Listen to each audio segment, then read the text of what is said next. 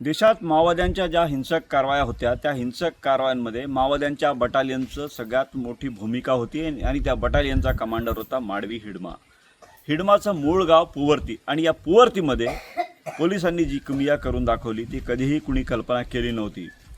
घनदाट जंगलातलं चारी बाजूनं जंगलानं वेढलेलं गाव, विकासाची कुठलीही त्या ठिकाणी चिन्ह नाहीत. अशा गावामध्ये आता पोलिसांनी पोलीस ठाणं उघडल्यानंतर काही नव्या गोष्टी घडलेल्या आहेत. हे अंगणवाडी केंद्र बघा, या ठिकाणी मुलांना कधीही अंगणवाडी केंद्रामध्ये पाठवण्यात आलं नव्हतं. या गावात शाळाही नव्हती. आता मात्र छत्तीसगड पोलिसांनी सुकमाचे SP किरण चव्हाण यांच्या नेतृत्वात ज्या घडामोडी घडल्या त्या पोलीस ठाण्याच्या उघडल्यानंतर या ठिकाणी बऱ्याच गोष्टी घडल्या. हिडमाला या ठिकाणाहून हुसकावण्यात आलं बटालियनला. त्यानंतर या ठिकाणी अंगणवाडी केंद्र सुरू झालं. या गावात वीज आली. सगळ्यात महत्त्वाचं म्हणजे शाळासुद्धा सुरू झालेली आहे, गुरुकुल शाळा. आणि हेल्थच्या संदर्भातल्या काही कॅम्प वगैरे या ठिकाणी लागत आहेत. आत्ता मी तुम्हाला दाखवतो, हे सगळे गावकरी आहेत. पुवर्ती गावातले सगळे गावकरी आहेत आणि या सगळ्यांना आपण आता एक वेगळ्या दिशेनं या सगळ्यांची मानसिकता आता तयार झालेली पाहायला मिळत आहे.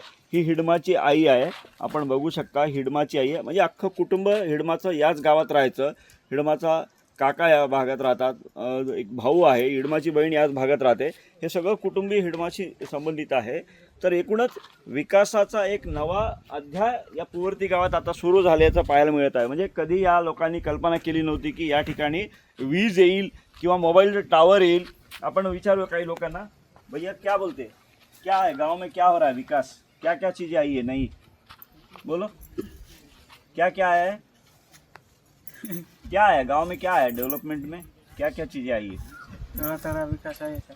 विकास है। हाँ, विकास में क्या क्या हो रहा है गांव में?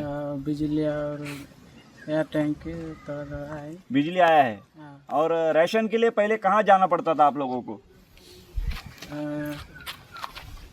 सिंतलनार। चिंतलनार। हाँ, कितना किलोमीटर है? 35-40 कितना किलोमीटर है?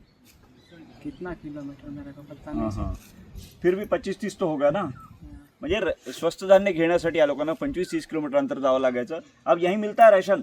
हाँ, यही मिलता है सर। अच्छा, आंगनवाड़ी पहले थी, पहले नहीं सर। अभी हो गया है. हाँ। और बिजली आ गई ना, बिजली और मोबाइल का टावर हाँ, आ गया है. हाँ, तो अभी क्या लग रहा है? अभी पूरा इलाका माओवाद मुक्त हुआ ऐसा दिख रहा है. पहले की और अभी की परिस्थिति ठीक है? अभी तो परिस्थिति ठीक है। ठीक है. हाँ हिडमा से मिले हो? जी। हिडमा से का हिडमा यहीं के थे ना, हाँ। तो बचपन से उनको देखा होगा. हाँ, तो जब वो माओवाद में गए तब कैसे रहते थे वो? तो पहले तो मेरे को नहीं पता है सर। मैं छोटा समय से वो संगठन में गया। अच्छा, छोटे समय से वो संघटन में गए. एकूणच गावकरी आहेत आणि जास्त म्हणजे बोलायला संकुचित म्हणजे घाबरतात. त्यामुळे आपण म्हणजे एकूण काय चित्र आहे मी तुम्हाला दाखवण्याचा प्रयत्न करत आहे.